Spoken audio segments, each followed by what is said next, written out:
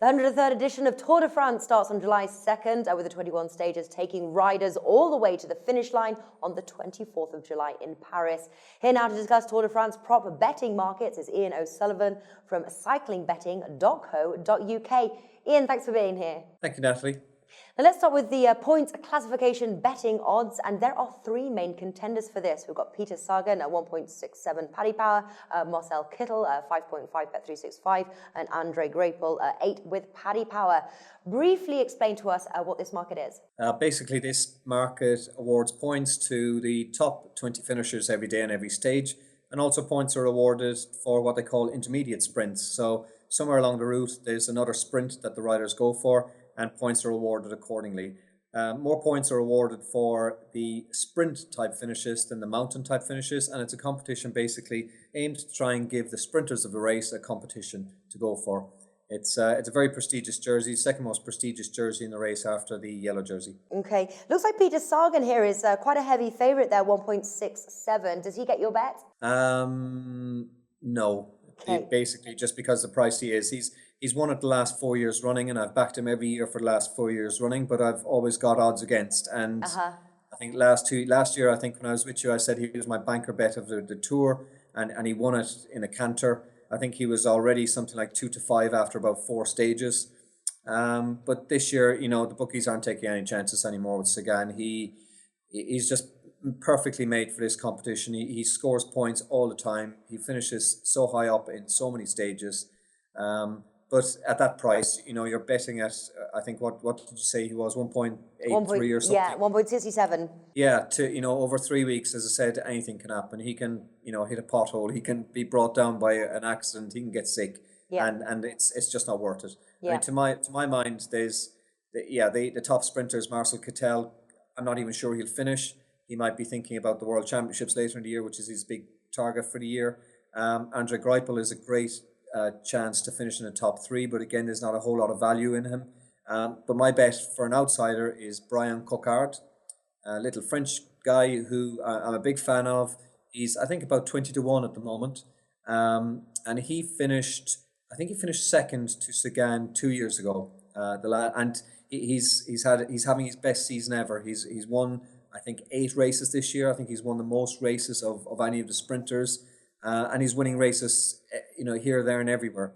And when he did finish second to Sagan in the Tour a few years back, it was because he went after every point he could. He went after intermediate points. He was featuring towards the end of the race, and that's the other thing, is that very often the sprinters will have had enough of climbing massive mountains by the 3rd week, and they'll retire and go home. So if you back somebody who goes home with 4 stages to go, you lose your bet.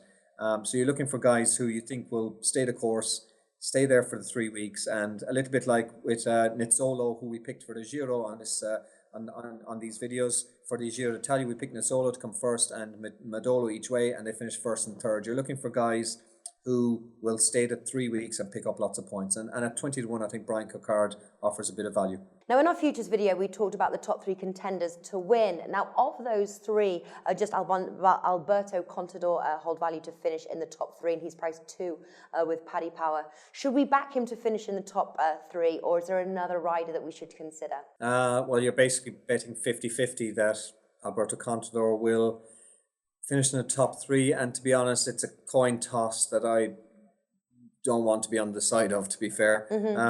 I think he might finish outside the top 3, possibly 4th or 5th, and then you've got some good value outside of that. Potentially someone like Romain Bardet, who I'm a big fan of as well. It could be a bit of value for a top 3 placing. All right, and what are the markets have you got your eye on right now, prop betting market, that we should consider ahead of Tour de France? There was one that caught my eye that I've been thinking a little bit about, and it's an unusual market. It's quite a niche one, but bookmakers price up how many riders will finish the race. So I think it's called the number of finishers market, and they price a line at maybe 160, 161, that sort of way. And I saw that I think it's 5 to 6 each of 2 for over or under 161.5. And I've a feeling that we might get under 161 this year. It's a tough course. There's a lot of hard mountains towards the end of the race. And also we've got the Olympics just coming up a few weeks after the Tour de France, and a lot of riders will be thinking about the Olympics. A lot of riders have more ambitions for Olympic medals and success at the Olympics than they have of finishing the Tour de France this year. So we might see a lot of riders drop out towards the end of the third week who are thinking about that. So I think under 161.5, it's a strange kind of market because you're cheering every day when you hear somebody is abandoned. But if it's a winner, it's a winner. Fantastic stuff. That's Ian O'Sullivan from cyclingbetting.co.uk. I do head on over to the website to check out his articles, which goes into more detail there. Ian, thank you so much for joining us.